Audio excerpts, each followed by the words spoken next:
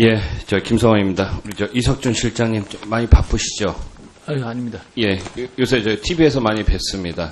황교안 대행이랑 같이 이렇게 나오고 이랬는데, 뭐 어떤 기사에 보면 우리 실장님 저기 황교안 대행 오른팔이라고 그러는데 그런 기사 보면서 좀 기분이 어떠세요? 별로 안 좋습니다.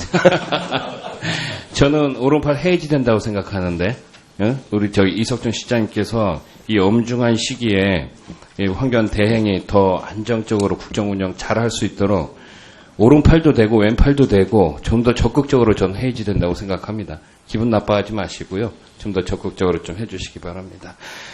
제가 원래 저기 안보나 뭐 이런 거 좀 질의하려고 했었는데 우선은 먼저요. 그 저희 지역에서 연천에서 이제 구제역이 발생했지 않습니까? 지금 많이 뭐 염려를 해주시긴 하시는데요. 이 정부에서 조금 더 적극적으로 좀 얘기를 좀 해주십시오.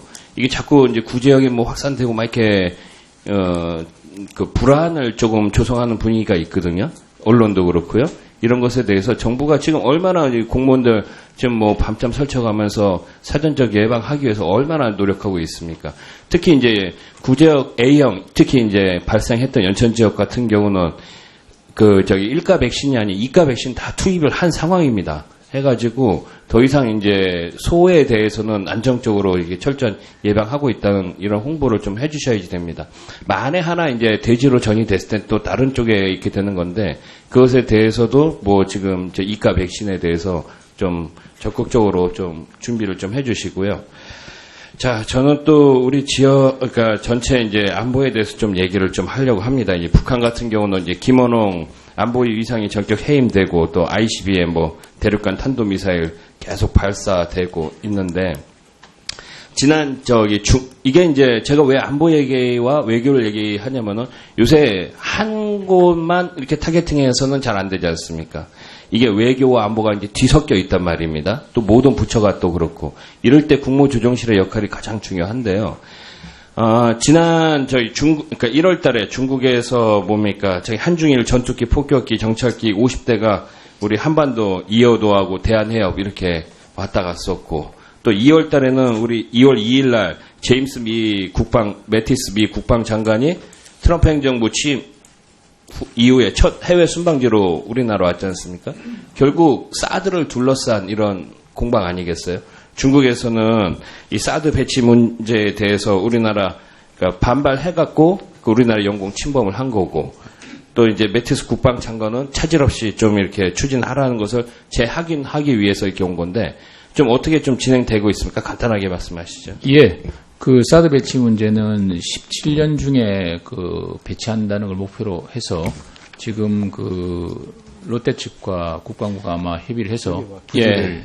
지금 그 진행 중인데 예, 그렇습니다. 자, 이게 뭐 우선은 대토부지 관련해 갖고 제가 지난번 국정감사에서도 말씀드렸습니다만은 이 남양주 쪽에 지금 엄청나게 지금 투기 세력 들어와 갖고 돼가고 있는 거 혹시 아시죠? 기사 언론에도 많이 났습니다. 한 3-4배 벌써 다 오르고 그러니까 사드 부지 막교환 자리예요. 남양주, 태계원 이쪽에. 그러니까 롯데가 투자한다 막 이렇게 돼가지고요. 자, 그렇게 됐을 때 지금 롯데에서도 이게 지금 애매모호하게 됐습니다. 거기를 받자니 정부에서는 나중에 특혜 시비 걸립니다. 반드시. 또 거기를 안 하고 다른 데 하자니 이사회에서 통과되기 어려운 배임 문제도 있고. 그때 국무조정실에서 좀 역할을 좀 해주세요. 이거 국방부에 맡겨갖고는 이게 도저히 해결이 나지 않을 겁니다.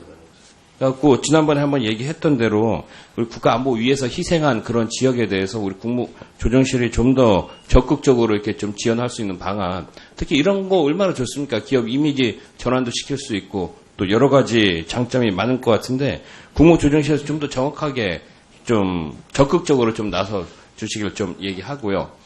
자, 안보 얘기한 김에 우리 저 시장님 지금 뭐 북한의 그러니까 사드를 우리 배치하려는 이유가 뭡니까? 결국 북한의 핵 위협에 대응하기 위해서 지금 우리가 그 국방력을 증가하고 우리 안전을 위해서 이렇게 배치하는 거잖아요. 자, 국방력 얘기가 나와서 문제인데 지금 뭐 대선 주자들이 이제 자꾸 뭡니까? 군 복무 기간 단축을 얘기를 한단 말입니다. 군 복무 기간을 1년으로 단축을 했을 때 제가 이제 보니까 거의 그러니까 어느 기사 매일경제 기사에 보니까 현재 국방 인력이 61만 명에서 52만 명으로 9만 명 줄이는데도 한 67조 원이 들어간다 그래요. 이게 왜냐면은 이게 추가 전력 확보와 그 다음에 부대 개편 이런 것까지 다 해가지고요. 근데 이 병력을 갖다가 1년으로 단축을 하게 되면은 병력 공백이 약 한 10만 명이 생기게 됩니다.